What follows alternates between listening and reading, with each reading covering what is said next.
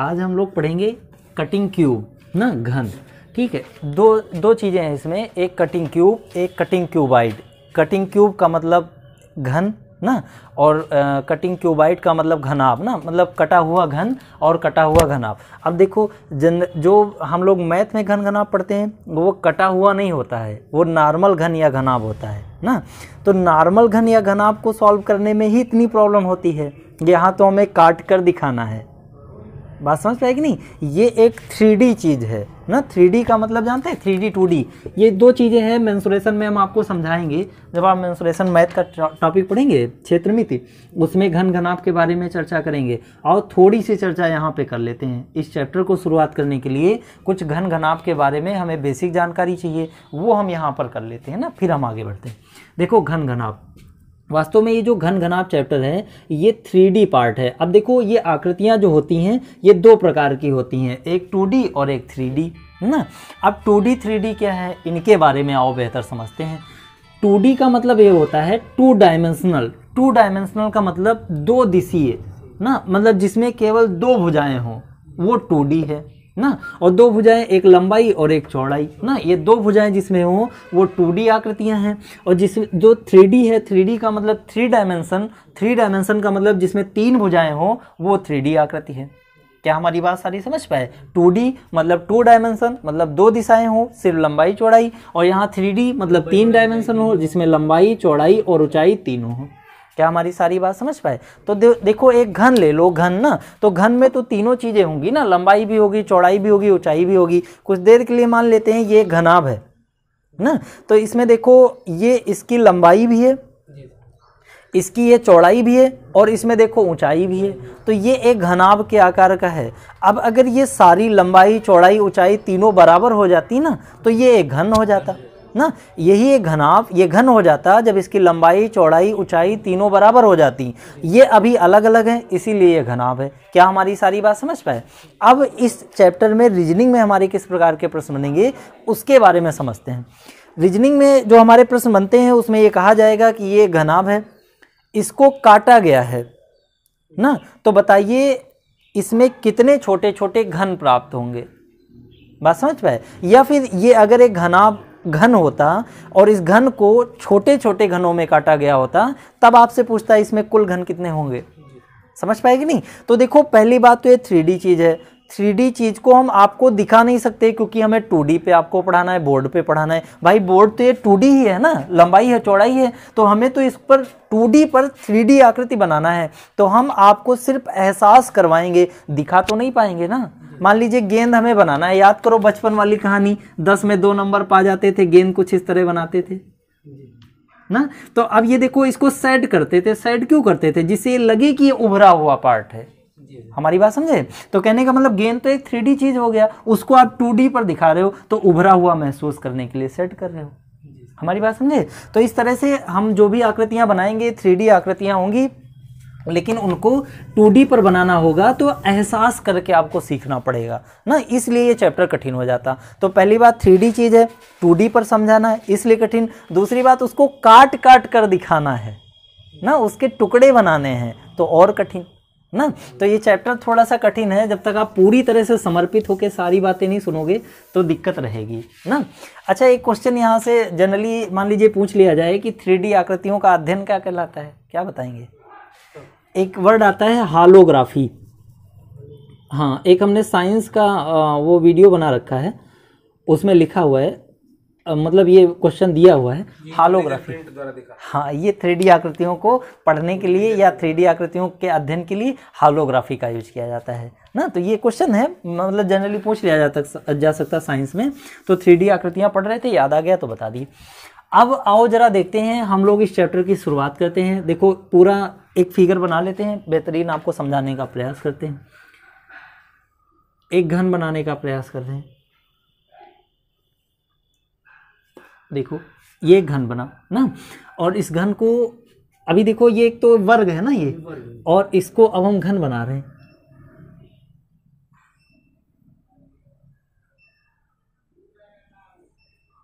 देखो एक डिब्बा टाइप में लग रहा है कि नहीं। देखो लंबाई चौड़ाई ऊंचाई लगभग लगभग बराबर हैं, ये हम मान लेते हैं, है ना, और लगभग लग भी रही ना। तो ये अगर इसकी लंबाई a है तो चौड़ाई भी a होगी और ऊंचाई भी a होगी। क्या हमारी सारी बात समझ पाए?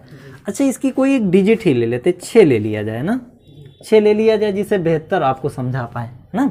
मान लेते ये घन था जिसकी लंबाई चौड़ाई ऊंचाई तीनों क्या है 6 सेंटीमीटर, है ना, और घन है तो बराबर होंगी। अब समझना, देखो ये 3D आकृति थी, अब इसको बराबर लंबाई में काटा गया, 2-2 सेंटीमीटर भुजा वाले छोटे घनों में काटा गया है ना। तो 2-2 सेंटीमीटर भुजा वाले छोटे घनों में, तो देखो ये 6 सेंटीमीटर था, तो देखो इसके 2-2 सेंटीमीटर बनाने हैं, तो इसका मतलब 3 कट लगाने होंगे। समझ पाए कि नहीं? सॉरी, 2 कट लगाने होंगे, 3 टुकड़े बनाने होंगे। बात समझ पाए भाई? 6 सेंटीमीटर है तो 2 सेंटीमीटर इधर बनाना होगा, 2 इधर 2 इधर ना। तो इस प्रकार से कुछ बनेगा ना, बीचों बीच में बनाना, इस प्रकार से बना। अब इसको काट दीजिए, मान लेते हैं कि यहाँ से हमने इसको ब्रेक कर दिया, ठीक। अब ये देखो ये पूरा पूरा कटेगा ना भैया। जैसे मान लीजिए पूरा घन था और हमने इसको इस तरह से, अरे केक मान लो भैया रखा है, हम काट रहे हैं ना, तो इस तरह से एक स्लाइड, फिर दूसरी स्लाइड, फिर तीसरी स्लाइड ना, तो एक स्लाइड प्राप्त हो रही है। किसी भी स्लाइड को उठाकर देखोगे क्या वो एक घन है? जी अब नहीं है, अब घनाभ हो गया है। क्यों? क्योंकि ये जब आप स्लाइड उठाओगे ना तो इसमें लंबाई कुछ और है, चौड़ मतलब इसकी ऊंचाई कुछ और है ना। देखो सुनना, देखो इसमें एक साइड बदल गई, देखो ये और ये सेम है लेकिन ये तो डिफरेंट है ना। तो ये डिफरेंट है तो फिर घन कहाँ रहा? घन की तो सारी भुजाएं बराबर होंगी। हमारी बात समझे कि नहीं? इसलिए गलत हो गया। एक मिनट भैया, शुभम पाठक आवा है ना, ये बात समझ पाए कि नहीं? ठीक है, अब आइए जरा इसके आगे देखते हैं। तो इसका मतलब एक भुजा को काटने के बाद हम कभी भी घन प्राप्त नहीं कर पाएंगे, हमें दूसरे साइड में काटना पड़ेगा। अब दूसरे साइड में कैसे काटेंगे आइए देखते हैं। पहले तो ये हमने लंबाई के सापेक्ष काट दिया है ना। अब देखो, हाँ ठीक, देखो अब ये टुकड़ा उठाकर देखना, क्या कोई भी टुकड़ा एक घन होगा? जी अभी भी घन नहीं होगा, क्योंकि 3 भुजाएं थी तो तीनों भुजाएं काटना पड़ेगा ना। यहाँ देखो ये जो घन प्राप्त हुआ, देखो ये लंबाई तो इसकी 6 है ना, और ये देखो 2 हो गई, ये 2 हो गई, लेकिन ये भुजा कहाँ बराबर है? हमारी बात समझे कि नहीं? अभी भी कोई भी घन प्राप्त नहीं हुआ ना। इसका मतलब अभी एक भुजा और काटने को बाकी रह गई ना, और बिल्कुल रहेगी। ये देखो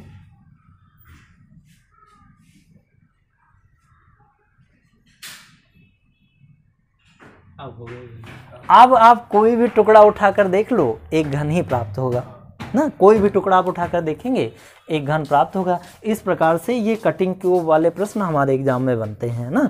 अब देखो कैसे कैसे प्रश्न बनेंगे ना। प्रश्न हम बाद में चर्चा करेंगे, पहले इसका बेसिक जानकारी कर लेते हैं जिससे हमें फार्मूला रटना ना पड़े ना, क्योंकि इसके 3-4 फार्मूले होते हैं जो हमें रटना पड़ता है। उनको समझने के लिए आओ कुछ बेसिक चीज़ें हमें समझना पड़ेगा। पहली बात तो इनके नाम कुछ होते हैं, क्योंकि कभी कभी आपसे क्वेश्चन पूछा जाएगा मध्य घन कितने प्राप्त होंगे ना, शीर्ष घन कितने प्राप्त होंगे ना, केंद्रीय घन कितने प्राप्त होंगे, अंतः केंद्रीय घन कितने प्राप्त होंगे। तो इन सब चीज़ों को समझने के लिए पहले हम ये तो जानें कि अंतः केंद्रीय घन कौन से ना, और केंद्रीय घन कौन से, मतलब ये सारी चीज़ें जाने तो शीर्ष घन कौन से, मध्य घन कौन से ना। उसके लिए आइए जरा हम लोग समझते हैं। देखो जो घन शीर्ष पर हो, जैसे देखो ये देखो घन ये कोने पर है, कॉर्नर पर है, तो कॉर्नर क्यूब कहलाएगा, मतलब शीर्ष घन कहलाएगा ना। और जरा एक बात बता दीजिए कि एक कमरे में कोने कितने होते हैं? 4 कोने होते हैं ऊपर, लेकिन 4 नीचे भी तो होंगे, तो 8 कोने होंगे ना, 4 कहाँ होंगे? ठीक है, इसका मतलब शीर्ष घन सदैव कितने होंगे? शीर्ष घन सदैव 8 होंगे ना। क्यों? क्योंकि प्रत्येक घन में 8 कोने होंगे, तो प्रत्येक घन में 8 कोने होंगे तो 100% श्योर है 8 घन होंगे फिर ना। जितने कोने होंगे उतने ही शीर्ष घन होंगे, तो 8 कोने होंगे तो 8 शीर्ष घन होंगे। शीर्ष घन इसलिए कहा गया क्योंकि ये शीर्ष पर प्राप्त हुए ना। हमारी सारी बात समझे? 4 कोने ऊपर और 4 कोने नीचे, यानी 8 शीर्ष प्राप्त होंगे, इसीलिए शीर्ष घन कितने प्राप्त होंगे? 8। इतनी बात समझे? आगे बढ़ते हैं। तो ये जो आपका घन प्राप्त हुआ ये एक शीर्ष घन प्राप्त हुआ ना, तो ये भी एक शीर्ष घन होगा ये भी एक शीर्ष घन होगा, ये भी एक शीर्ष घन होगा। 4 ऊपर मिले, देखो 4 नीचे भी मिल रहे होंगे, लेकिन एक हमें नहीं दिख रहा क्योंकि वो इसके पीछे रहा होगा, वो पीछे एकदम पीछे होगा जो हमें नहीं दिख रहा ना, क्योंकि 3D पार्ट है। हमारी सारी बात समझ पाए? ठीक है, तो शीर्ष घन इस प्रकार से 8 मिलेंगे जो आप अनुमान लगा पा रहे होगे। अब देखो शीर्ष घनों के बीच में जो मिल रहा है, शीर्ष घनों के बीच में जो मिल रहा है वो मध्य घन है। क्यों? क्योंकि वो मध्य में मिल रहा है ना, और मध्य में मिल रहा है इसीलिए वो मध्य घन है। हमारी बात समझे? तो ये एक मध्य घन है। देखो ये भी तो एक मध्य घन है, 2 शीर्ष घनों के बीच मिल रहा है, और ये भी तो एक मध्य घन है 2 शीर्ष के बीच, और ये भी एक मध्य घन है 2 शीर्ष के बीच। क्या हमारी बात समझे? इसी तरह यहाँ भी देख लीजिए, ये देखो शीर्ष घन। यानी आप एक बात ध्यान दीजिए, मध्य घन वो होते हैं जो शीर्ष घनों के बीच में हो। आओ गिनते हैं ये हैं कितने। तो देखो 1 2 3 4, एक लेयर पर 4 मिले ना, एक लेयर पर 4 घन मिले हैं मध्य घन वाले ना, और जस्ट इनके नीचे भी तो 4 मिलेंगे यहाँ, और जस्ट इनके नीचे भी 4 मिलेंगे। तो 4 4 8 4 12 घन होंगे जो मध्य घन होंगे। क्या बात ये समझ पाए? यानी जो मध्य घन होंगे आपके भैया वो कितने होंगे? 12 होंगे। क्यों? और मध्य घन कहते किसको हैं? जो शीर्ष घनों के मध्य में आए, इसीलिए मध्य घन ना। और ये मध्य घन होंगे कितने? यहाँ पर ये 4 ऊपर और 4 जस्ट इसके नीचे और 4 जस्ट इसके नीचे ना, इतने आपके घन ये 12 प्राप्त हुए। आइए और आगे देखते हैं ना, एक और आगे इस घन के बारे में यदि बात करें तो आप देखिए ये इन सारे घनों के बीच में है, और बीच में है का मतलब सेंटर में है, और सेंटर का मतलब ही केंद्रीय घन होता है ना। केंद्र, सेंटर का मतलब केंद्र ना, इसका मतलब ये एक केंद्रीय घन है, और हर एक केंद्रीय घन एक पूरी सतह पर एक प्राप्त होता है। समझ पाएगी नहीं? हाँ देखो ना, एक पूरी सतह पर एक प्राप्त हुआ, इसका मतलब एक फलक पर एक प्राप्त हुआ, तो टोटल फलक कितनी होती हैं घन में? 6 होती हैं। 6 फलक होंगी तो 6 घन प्राप्त होंगे। देखो ना, एक ये, एक ये, एक ये, 3 तो ये दिख रहे हैं, एक जस्ट इसके पीछे होगा जो हमें नहीं दिख रहा है, एक जस्ट इसके पीछे होगा वो भी हमें नहीं दिख रहा है, एक जस्ट इसके नीचे होगा वो भी हमें नहीं दिख रहा। तो 3 दिखे और 3 छिपे, मतलब 6 हो गए। क्या बात समझ पाए हमारी? यानी जो क्या केंद्रीय घन होंगे वो कितने होंगे? केंद्रीय घन 6 होंगे। हमारे हिसाब से आप सारी बातें समझ पा रहे होगे, ये भी समझ पा रहे होगे किसका नाम क्यों पड़ा ना, क्या नाम है, और ये भी समझ पा रहे होगे कितने हैं। समझ पा रहे हैं सारी बात? आइए एक अभिघन और बचा है जो इन सब के बीचों बीच में है, जो आपको दिख ही नहीं रहा, वो इस एक के पीछे, इस एक के पीछे, इस एक के पीछे, वो सब के अंदर में है ना, बीचों बीच में है। आप कल्पना करिए, देखो यहाँ ये पूरे लाइन से लगे हुए हैं, बीच वाली लाइन में पूरे लाइन से लगे हुए हैं, लास्ट वाली लाइन में लगे हुए हैं। तो जो घन इस घन के पीछे होगा ना, इस घन के पीछे होगा ना, इस घन के नीचे होगा, वो घन हमें दिख ही नहीं रहा ना। वो घन तो सबके अंदर है ना, अंदर है इसीलिए अंतः, और सबके अंदर बीच में है इसीलिए केंद्रीय। यानी उस घन का नाम क्या बना? अंतः और केंद्रीय। बात समझ पाएगी नहीं? तो अंतः केंद्रीय घन, और इनकी संख्या इसमें कितनी? 1 ना। क्यों? आपने देखा ना भाई, एक के पीछे होगा वही तो हमें नहीं दिख रहा, इसके अलावा जो यहाँ पर होगा वो तो नीचे से दिखने लगेगा ना, और जो यहाँ पर होगा इसके पीछे वो ऊपर से ही दिख रहा ना। केवल एक घन ऐसा होगा जो सबके बीचों बीच अंदर, इसीलिए अंतः, बीच में इसीलिए केंद्रीय। सारी बात समझे? तो ये हैं जितने घन होते हैं, इनके सारे नाम और इनके संख्या पहचानने के तरीके ना। अब आपसे एक प्रश्न और दिया जा सकता है कि कुल घन भाई बताओ कितने।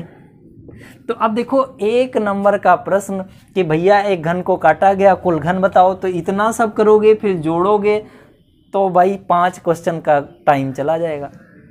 बात समझ पाएगी नहीं? इसका मतलब हमें डायरेक्ट भी कुछ चाहिए, लेकिन अभी आपको हम काउंट करके दिखा देते हैं। देखो अभी हम पूरा प्रोसेस पढ़ रहे हैं, हर एक चीज़ बारीकी समझ रहे हैं, अभी हमने कोई शॉर्ट ट्रिक नहीं सीखी। बात समझ पाएगी नहीं? हम बेसिक कॉन्सेप्ट क्लियर कर रहे हैं, क्योंकि ये चैप्टर ज़बरदस्त कठिन होता है, एक बार में समझ में नहीं आता है ना। सही बता रहे भैया? आप देखना, आप किसी से पूछना, टीचर भी पढ़ाने से पीछे हटते हैं। आओ देखते हैं, इनको जरा काउंट कर लीजिए, देखिए कितने हैं टोटल ना। तो देखो 12 ना, और 20 ना, और 6 26 और 1, यानी टोटल घन कितने मिले? 27। आइए जरा हम आपको काउंट करें, इसमें कहाँ है 27 ना। ये तो हमने सबको जुड़वा दिया ना, यहाँ वो काउंट कराते हैं। देखो 1 2 3, ये तो 3 दिख रहे हैं लाइन से ना, और जस्ट 3 इनके पीछे वाली लाइन में, और जस्ट 3 इनके भी पीछे वाली लाइन में गिरे हुए हैं। हमारी बात समझ पा रहे कि नहीं? तो 3 3 6 3 9। अच्छा 9 तो ये ऊपरी वाली लाइन में है ना, और जस्ट इसके नीचे इस वाली लाइन में भी तो उसी तरह 9 होंगे। हमारी बात नहीं समझे? देखो 3 ये हुए, 3 इसके पीछे, 3 इसके पीछे, तो 9 तो ये ऊपरी लाइन में है ना, और 9 इसके नीचे वाली लाइन में भी तो सेम उसी तरह लगे होंगे लाइन से, और जस्ट इसके नीचे भी तो सेम उसी तरह और 9 लाइन से लगे होंगे ना। तो 9 पहली लाइन में, 9 दूसरी लाइन में, 9 तीसरी लाइन में, 9 त्रिक 27, ये देखो कुल 27 थे। क्या हमारी सारी बात समझ पाए? इसका मतलब जितने घन होते हैं सबके सब हमने बता दिए, और सबके सब टाइम एकदम मतलब 100% बता दिए, और सीरियल वाइज बता दिए। समझ पाए ना? तो कुल भी हमें पता चल गए, शीर्ष घन भी पता चल गए, मध्य भी पता चल गए, केंद्रीय भी पता चल गए, अंतः केंद्रीय भी पता चल गए, सारे क्वेश्चन सॉल्व हो गए हैं ना। लेकिन ये जो हमने तरीका बताया, ये बेसिक अंडरस्टैंडिंग के लिए बताया, इससे कोई क्वेश्चन आप जल्दी नहीं सॉल्व कर पाओगे ना, लेकिन ये बताना जरूरी था जिससे आपकी बेसिक समझ उत्पन्न हो पाए ना। अब आओ हम चलते हैं नए प्रश्न पर, कैसे प्रश्न बनेंगे, उनको कैसे हम डायरेक्ट सॉल्व करेंगे। समझ पाएगी नहीं? ठीक है, तो ये हुआ पहला ना टॉपिक। अब चलिए आगे बढ़ते हैं।